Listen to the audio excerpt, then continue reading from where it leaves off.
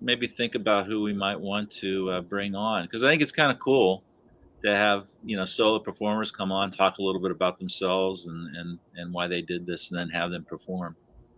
So I enjoy it anyhow. But I think we are live, and we'll go ahead and start. So welcome everybody. You're here for another installment, drop, whatever you want to call it. Stories at Sundown. I'm Mac McCullough. I am a librarian here at Willard Library, and today we are live streaming from Willard Library. And I have on my program tonight Dick Strader, who is a storyteller extraordinaire, a longtime storyteller. We're going to talk a little bit about that. He's also a former Willard Library employee, and he's also a retired educator. Spent his life. In fact, we were talking a little bit about his first jobs, back in, well, I was gonna make a joke, but anyway, welcome, Dick. It's so great to have you. Thank you. It's good to be here. Yeah, yeah. The technology seems to be working, and we got you up there in the studio, so hopefully the curtain doesn't fall behind you or anything like that. And we have a studio audience of one. I told her I wasn't going to let her sit there quietly, but Nicole Mullis is acting as support, and he's Yay! Right. so cool. So yeah, Dick, really happy to have you on. And we've started to feature story. We had Nicole tell a story several weeks ago, and we had Sean in Washington tell a story. Now it's your turn. But of course, first we like to just kind of chat a little bit, and we can talk about anything. But one of the most obvious questions to me is, how did you find your way into storytelling to begin with? Well, that just happened gradually. As a library media specialist, I worked at the middle school for most of my career, but at one point, I went down to the elementary, and I had first and second graders and kindergartners, and I began to read them stories. But once you put the book aside and start looking right directly in their eyes, there's something magical that happens about telling a story. Yeah. And so I decided I needed some background, so I took a class in storytelling, and pretty soon I was working with the uh, storytelling groups, and I went back and got my library degree, and it just happened. Yeah. I worked with the Northland Storytelling Network, which is the 5 states next to us. I was on their board for a number of years, and then I worked with the National Storytelling Network, and have gone to conferences and to the National Storytelling Festival, which is every October, and that's fantastic. And so it just kind of gradually came along. Yeah. Well, and I assume that most people watching this now, although who knows, know about Mosaic Storytelling Showcase, which we started at the Inquirer when I was still at the Inquirer. Annie Kelly, who continued after I left there, but you were our workshop leader. You were our guru. You were our teacher. Um, and this question, none of this is rehearsed, folks. I always surprise people with all my questions. But storytelling on one hand, you might think, well, storytelling is storytelling. It doesn't need a definition. But what does storytelling mean to you? I mean, what is the essence of storytelling? Well, we're all storytellers. Storytelling is just how we communicate with each other. It's how we pass on the feelings and emotions and our history. That's how we uh, pass on those things that are really important to us. It used to be that people sat around the kitchen table or on their front porches and told stories, but more and more so, the television has become America's storyteller.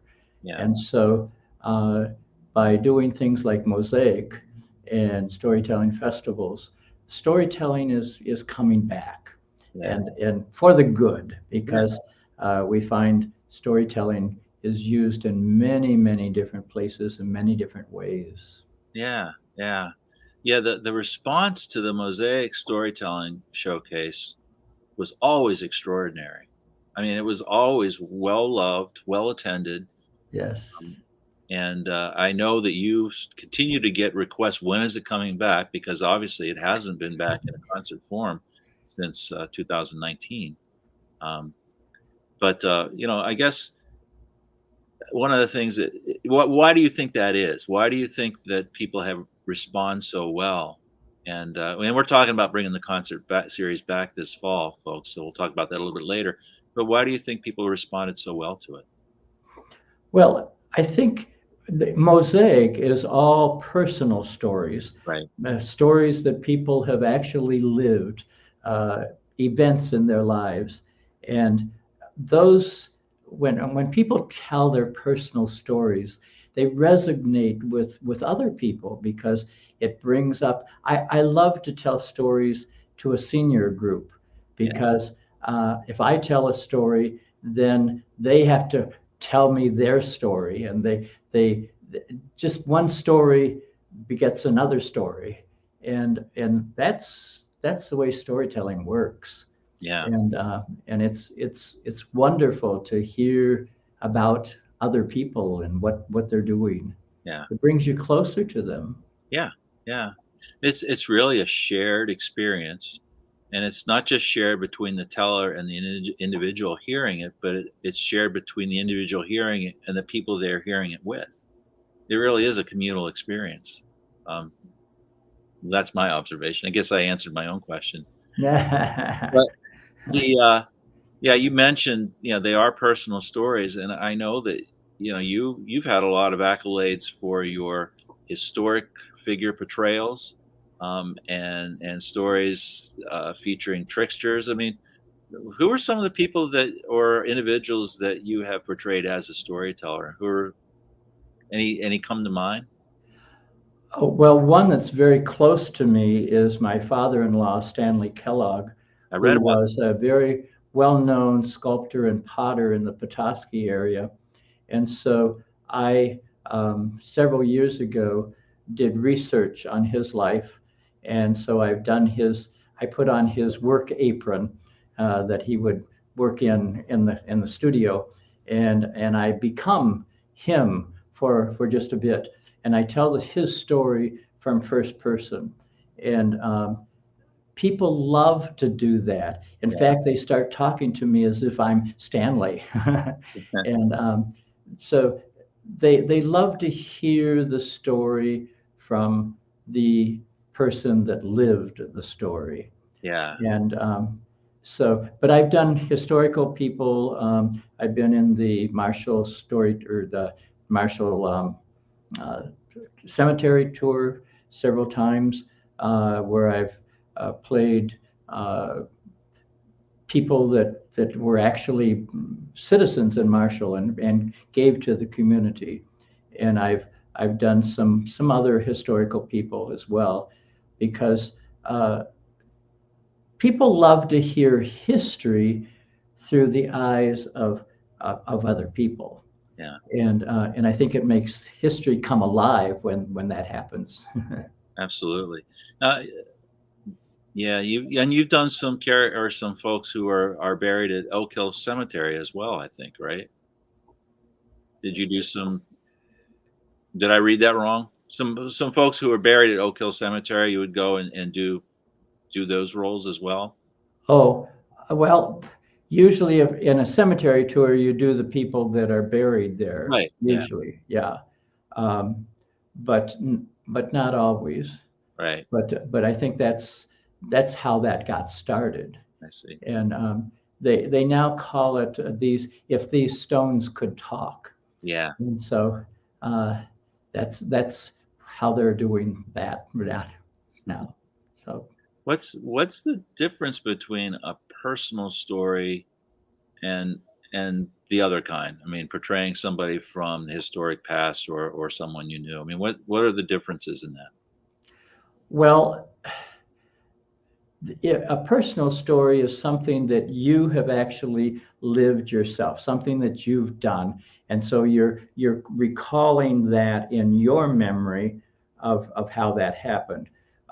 If you're portraying someone else, you have to rely on someone else's research to come up with the story and put it together. And that usually is done by looking at many different sources. Uh, as you know, you go to the library and you look at many different sources, and then you put them together, and you build a story that way. Um, but a personal story that you lived is a little different than portraying someone else who lived. Yeah. Um, but they're both personal stories. Right. Yeah. Yeah. And I imagine that uh, the one from your own life. I mean, for me, thinking about which would be harder, but one of the things I think about in a personal story is your vulnerability. I mean, telling a personal story is basically allowing yourself to be vulnerable Yes. in front of the audience, however small, however big. Yes. How do you overcome that? I mean, that's not an easy thing for any of us to do, to choose to be vulnerable. Well, we've had some stories in Mosaic that have been very sensitive Yes. stories that have done with death and some of those things that are really serious and deeply felt. And if you're going to do a story like that, you have to practice it so that you can tell it well and you don't break down and cry Right. because you need to take care of your audience. Yeah. And so that's part of it. Telling stories is not memorization. It's telling stories by heart, what you feel about the situation. And telling a story, you don't memorize it word for word. Each time you tell it, it may come out a little differently. You memorize a sequence of events, but don't necessarily get to those sequences in the same way each time you tell it. Yeah. Putting up a little comment, you're getting a hello from Matt Crosby. Met you at the Athens storytelling event in 2000. I keep hearing about that. I hear it was a lot of fun. Um, so yeah, we've mentioned on the last couple times we've had Mosaic storytellers on that we are working toward. We haven't set a date yet, but we are working toward bringing back the Mosaic Storytelling Showcase. Probably Yeah, this late summer, early fall, something somewhere along there is kind of what's in my head right now. And then leading up to that, we want to give people, whether they're performers or not, the opportunity to learn how to tell stories, or right. as you say, we're all storytellers, but to bring out that talent within each and every one of us. Why would somebody want to do that? Do you think? Why should somebody want to do that? It just has to do with sharing your life. It's something that we all do, but it's different telling a story on stage than it is in your living room, particularly. It um, it when you're on stage, you do have to prepare that story, and you need to practice that story, and you need to work it out and let other people hear it and let them help you um, build that story Yeah, for the stage. yeah, yeah. Yeah. All right. So we're in the interest of time. Dick is prepared to tell a story this evening, and in fact, it's a reprise of a story I heard at our first Mosaic storytelling concert. Anything you want to say about it before I put you up there by yourself, Dick? Oh, well, this is a story that I told at the first storytelling mosaic that we had when the theme was home. And we had recently moved to Battle Creek. And so I told that story because it has a little twist to it. So um, I'm going to tell it again. It may be a little different this time. Sure. Yeah. Well, like you say, they can be different every time. Sure. There's been a few years between then and now. So, all right. Well, Without further ado, ladies and gentlemen, I give you Dick Strader. Thank you. Okay. Well, back in 1989, I accepted a new job at Battle Creek Public Schools as the director of instructional resources and educational technology.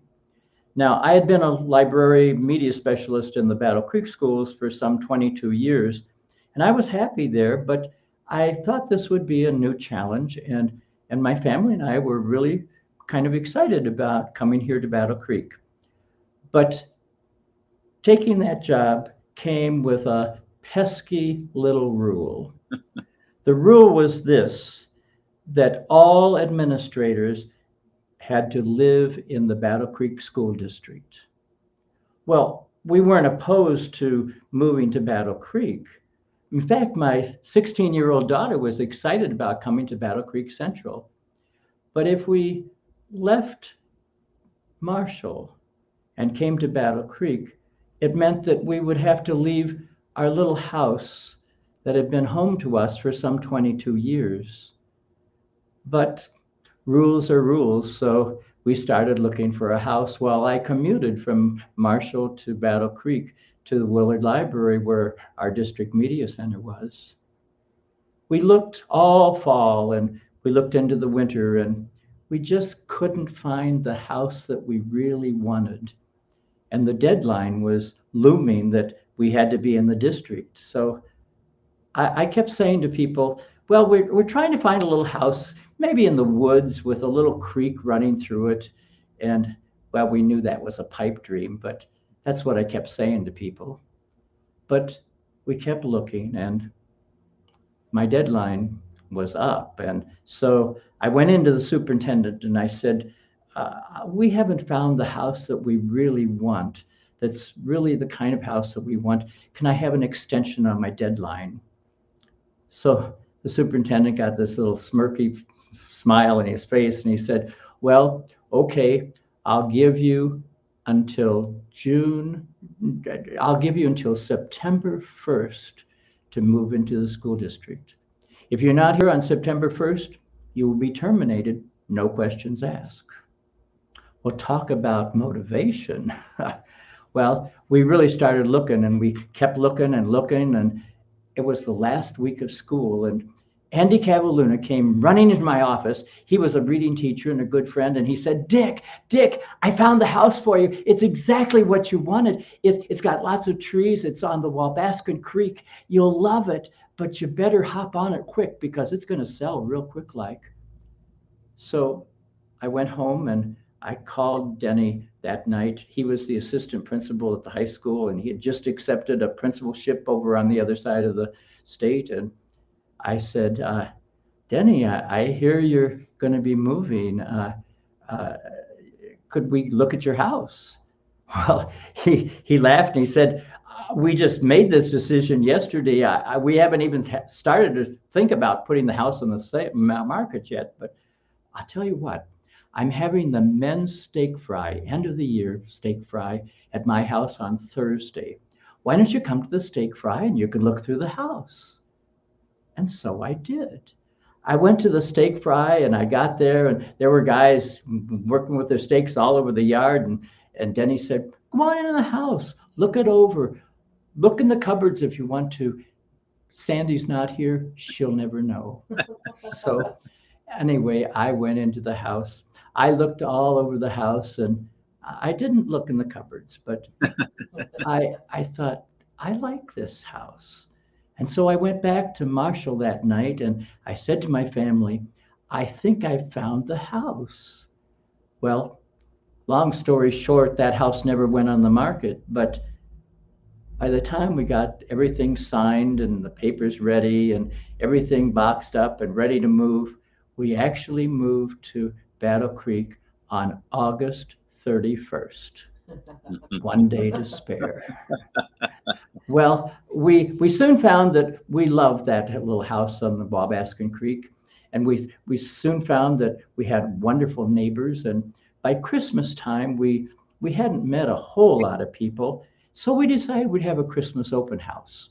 So we made a little invitation, and after dinner one night, we started passing around to all the houses in our neighborhood, 40 different families.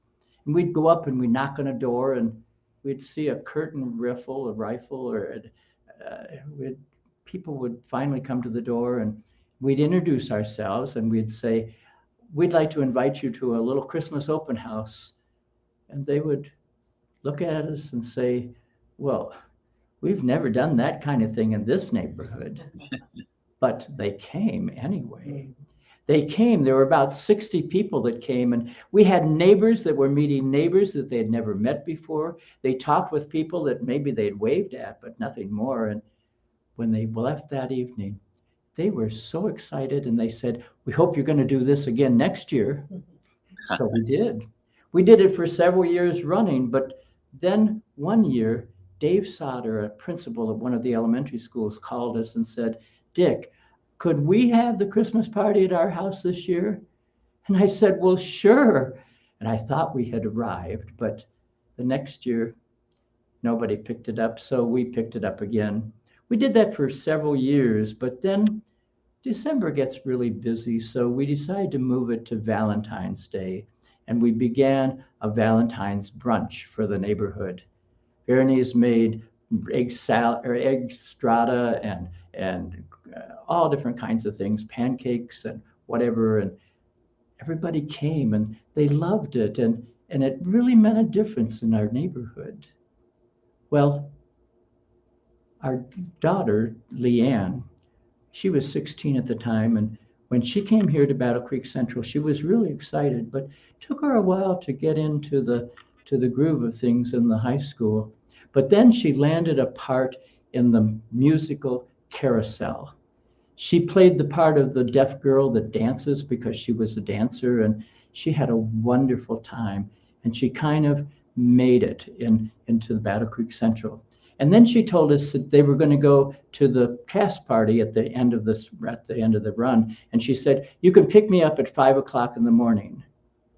And I said, well, I don't know about that. But we negotiated and we decided that I could pick her up at 2 o'clock.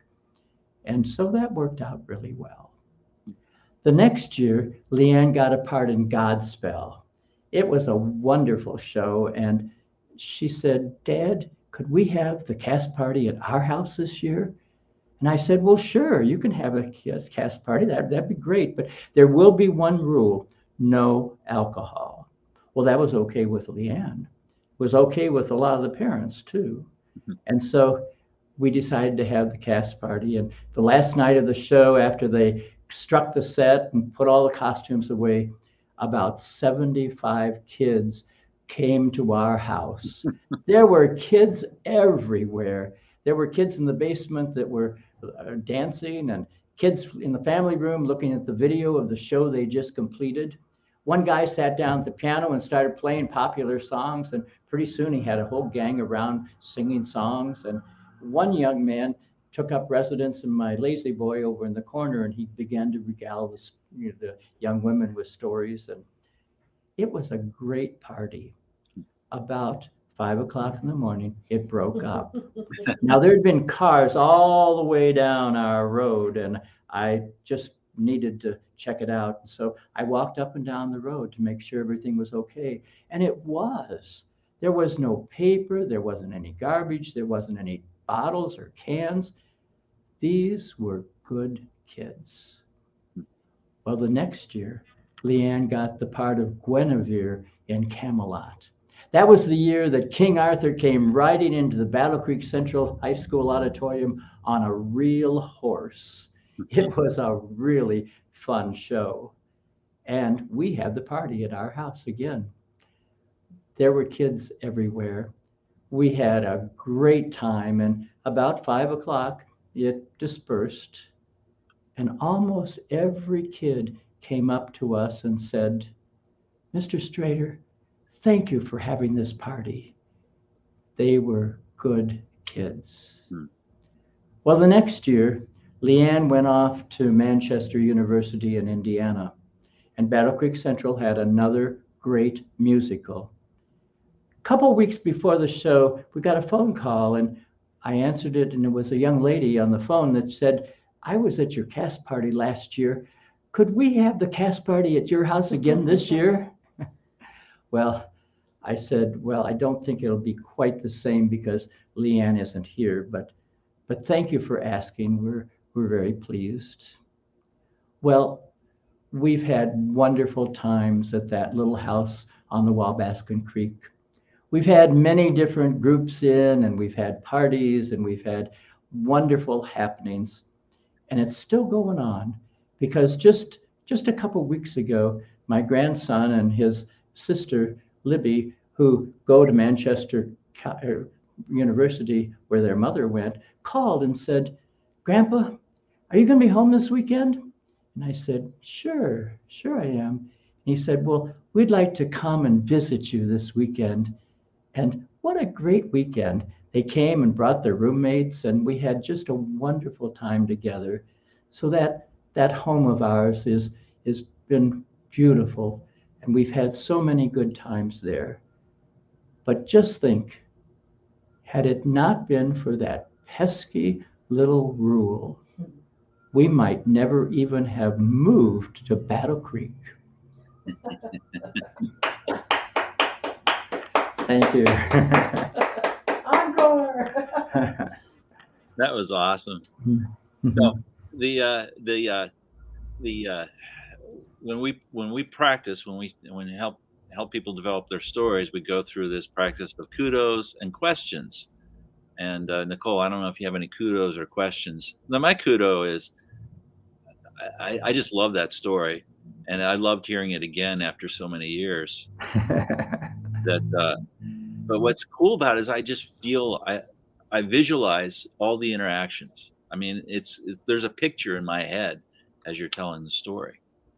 And That's really the best description of storytelling, I think. It's making pictures. And if you can help your audience to get pictures up here, that's what it's all about. yeah, yeah. I even pictures you looking at the cupboards and deciding not to open them. Well, should I look? Should I not? That's really cool. Nicole, you can talk. Okay. I Any have a kudo. okay? One of the things I like about this story is the structure. When you first saw the house, it was going to a party.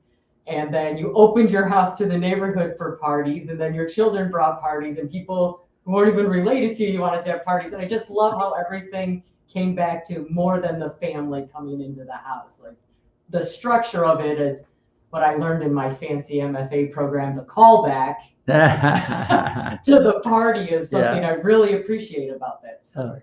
Good. Thank you. Yeah.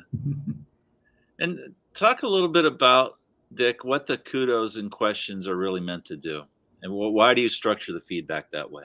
Well, when we tell stories to each other, when we're getting prepared for Mosaic, we tell the stories, and it's we like to have some feedback, but we don't like to tear a story apart. So you start with kudos, and that lifts up the things that are really, really good in that story, and the things that are really, pertinent.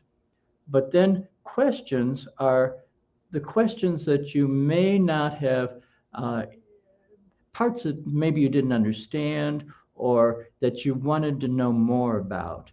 And so if somebody tells you that they'd like to hear a little bit more, then the next time you tell that story, you can add something to it. And so it's a way of building the story and helping the listener, the teller to add on to the story and to make it really vivid. Yeah, yeah. And I'd asked you about vulnerability before, and to me, it's a really gentle process for helping people just kind of develop what is there, because typically if you're generating questions in your audience, it's because you're raising an idea in their head. Right. Very gentle. And a lot of times in these personal stories, you really are going to a very vulnerable place, and so it Right. kind of gives you that courage. It encourages you a little bit Mhm. to go a little bit deeper. It's a brilliant process, and I'm talking about it because we don't have a storytelling workshop scheduled yet, but we're probably looking at late summer, early fall that Dick will be coming into the library, and we'll setting that up. But in the interim, um, absent a workshop, Dick, for anybody watching who thinks they want to tell a story, what would you say to do?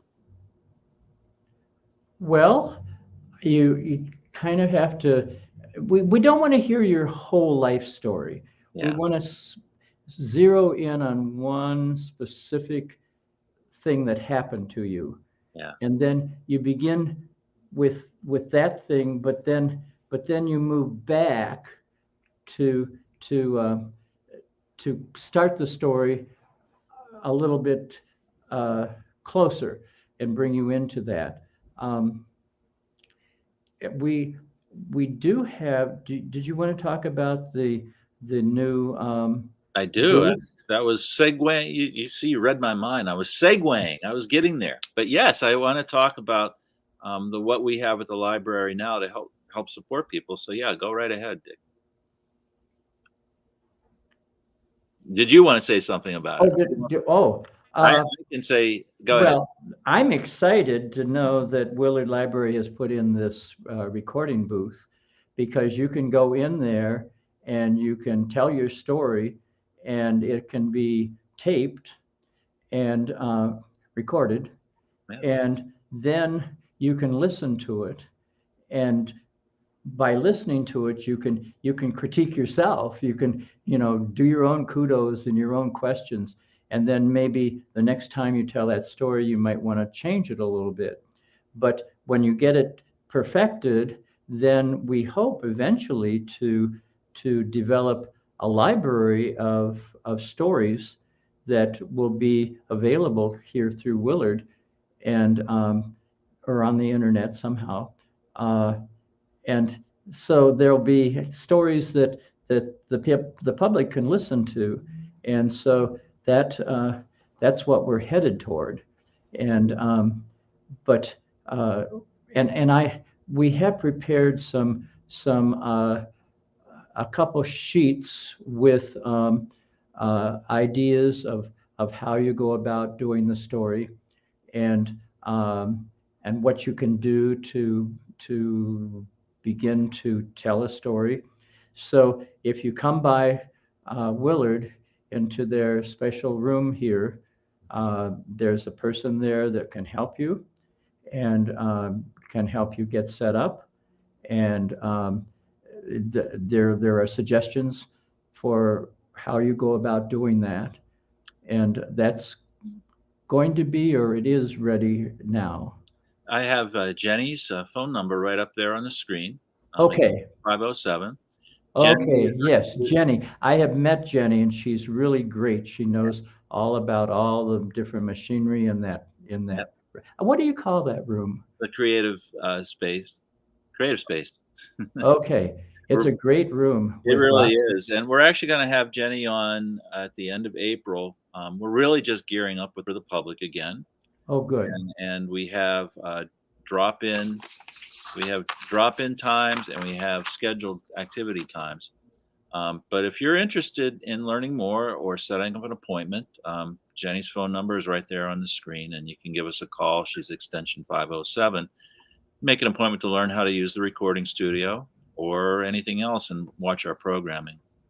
Um, and I do want to put up here the Mosaic Storytelling Showcase Facebook page. Still there.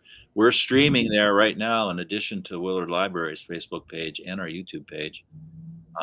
You can look at a lot of past stories there, and get a sense of where we're going. And if you are interested in becoming a storyteller, um, we are going to be working toward a storytelling workshop later this summer. If you're interested, you can just drop me a line at mosaic@willardlibrary.org. It's never too early to plan. And so there is that. Um, but yeah, it's we want to, as you say, as Dick said, don't worry if you come in and record your story. We're not going to put it up online without getting your permission. But Oh no, no. we do. It's an amazing art form, and we want to capture it. And so that's part of what we're working toward, and we want to have some of those concerts too. Anyway, anything else you want to leave us with, Dick? No, I'd like to hear some stories from some of your people out there. Absolutely. Maybe we can even get Nicole up there again, huh? Yeah, maybe. All right. Well, thank you everybody for joining us tonight. It's been a lot of fun. And next week, well, we will be back next week. So tune in live at Monday at 7 o'clock, and we'll see you then.